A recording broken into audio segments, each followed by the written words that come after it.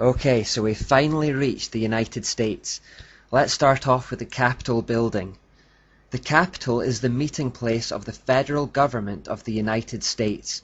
It is viewed as the seat of democracy in the country, the place where big political decisions are taken regarding the future of the nation. Its structure, art and symbols all reveal the importance of Freemasonry in shaping that government. For example, like the Sphinx in Egypt, it was constructed with regard to alignment with heavenly bodies, ley lines, occult numerology, and spiritual energy. The United States Capitol at Washington, D.C. was the creation of a succession of architects who were almost all Freemasons. Originally designed by William Thornton, the work was completed by Brother Benjamin Latrobe, who also redesigned it after the War of 1812. The flanking wings and the Great Dome were added later by Brother Thomas Eustache Walter. It was George Washington himself who laid the cornerstone with full Masonic regalia and ritual. The cornerstone of the U.S. Capitol building was laid with Masonic honors on September 18, 1793, under the auspices of the Grand Lodge of Maryland. At the ceremony, President George Washington presided. Worshipful Brother Washington was assisted by Joseph Clark, Grand Master of Maryland, Elisha C. Dick, Master of Alexandria Lodge No. 22 of Virginia, and Valentine Reinsel, Master of Lodge No. 9 of Maryland. Not just the Capitol, but the geographical layout of the whole of Washington, D.C. was carefully designed, and the Capitol itself is just one component. Take a look at this photo and notice its relation to the Washington Monument, one of the most famous obelisks in the world. Notice how similar this is to the Vatican's layout. This exact same layout can be found in Paris also and many other cities. Why this configuration? The key to this is perhaps the dome, which dominates these buildings. In many ancient cultures, the dome shape represented the female principle or the womb. When you have the male principle, which is the obelisk, connected to the female principle, it was believed by occultists that a third entity, a kind of spiritual energy, is produced. We've already seen that idea in the square and compass logo.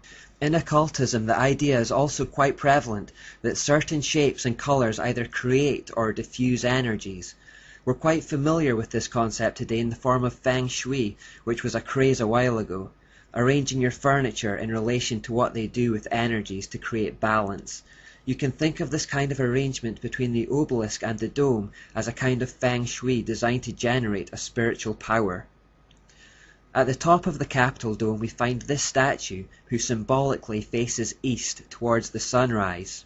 This is the goddess of reason who the French enthroned at Notre Dame, or as we've come to know her since the beginning of this study, Ashura or Ashtoreth.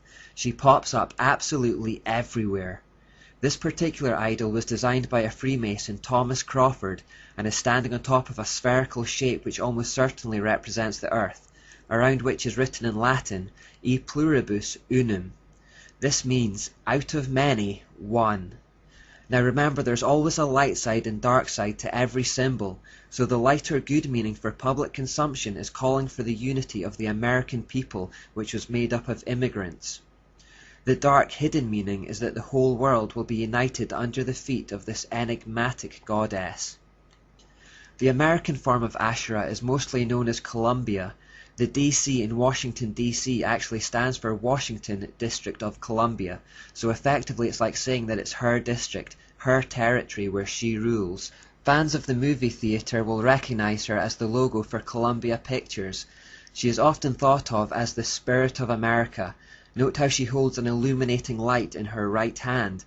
And I never really noticed this, but it could also be argued that she stands on top of a pyramid-type structure. Now if we go inside the Capitol and look up at the dome, we see this. Now this dome looks almost exactly the same as the one in the Vatican, and at the top is a painting called the Apotheosis. It was painted by an artist called Constantino Brumidi. His story is interesting because in his younger years he became famous for his paintings commissioned by the Vatican. In 1848 there was a Masonic attempt to overthrow the power of the Pope, and although it was ultimately unsuccessful, this guy who made a living painting for the Vatican, Brumidi, was surprisingly found to be one of the guilty chief conspirators. After that he was shipped off to the USA, and there he made a name for himself by working for occult societies. It was he who painted this painting, which creates a kind of Masonic mirror image to the Vatican. The whole setup of the Capitol, dome, and obelisk is present in the Masonic Washington and in the Catholic Vatican. Now this would seem odd for two seemingly opposed ideologies to do this, but then we remember Alice A. Bailey's pronouncement. There is no question, therefore, that the work to be done in familiarizing the general public with the nature of the mysteries is of paramount importance at this time. These mysteries will be restored to outer expression through the medium of the Church and the Masonic fraternity. Bailey predicted that the mystery religion would start to become familiar to the general public through both the Church, meaning the false Church, and the Masonic fraternity. This two-pronged attack appear to be on opposing sides but are working towards the same end. Remember that the founder of the Illuminated Masons, Adam Weishaupt, had actually come from the Catholic Jesuit order, but after creating the Masonic Illuminati, he claimed to be anti-Catholic. The Masons and Church appear to be opposed, but in fact are both puppets of Satan. Now the definition of apotheosis is the exaltation of a subject to a divine level. So who are they exalting to a divine level here?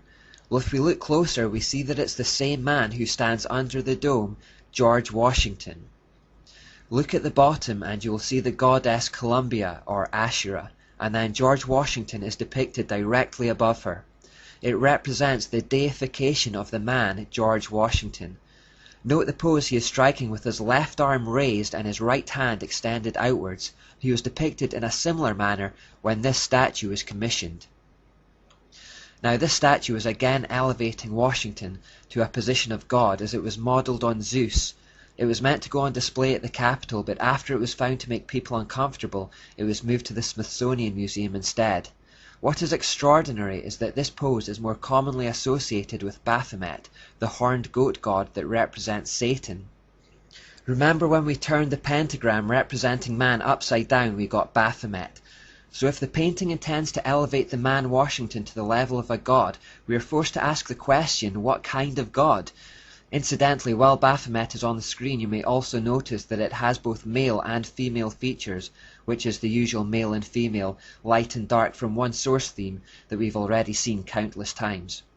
If we go back to the painting one more time, we see that the other figures that surround Washington are also ancient gods and goddesses from pagan mythologies, the likes of Atlantis, Venus, Vulcan, Ceres and Minerva, all in reality just demons looking for worship. Directly beneath the dome is the Capitol's crypt, and on the center of the floor there is a bronze sun symbol. This symbol is geographically the literal center of Washington, D.C., and all street addresses are attributed in relation to it. You will actually find many pagan gods littered all around the Capitol building. This is just one final example representing Mars to be found near the entrance.